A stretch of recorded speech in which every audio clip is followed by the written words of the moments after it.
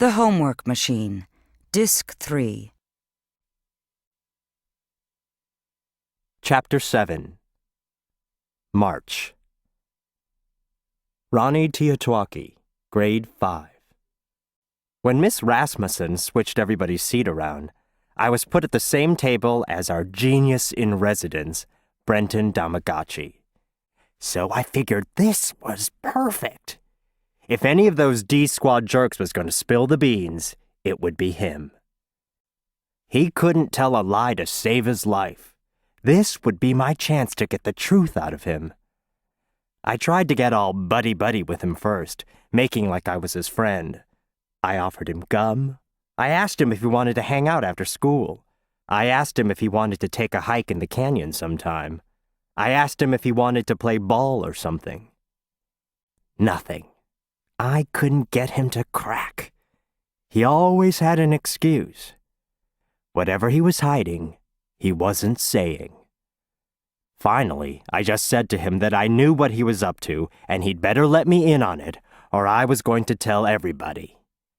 And he says, "And what exactly am I up to?"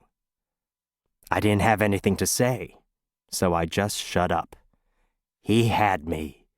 That got me mad. Sam Dawkins, Grade 5. Well, I lost again. My dad attacks with his queen and rook at the same time, and it's like there are intersecting laser beams shooting all over the board. My pieces were all locked up and in each other's way. So I bring my chessboard into class, and we all try to think of every possible move I could make to get out of the situation. But it's hopeless. Brenton says I'm in zugzwang, which means that any move you make only makes your position worse. I had to resign. Afterward, my dad sends me an email telling me how proud he is of me. He says I put up a good fight. When I was little, I remember he used to let me win at games and sports. I would beat him all the time. But he said I was getting too old for that.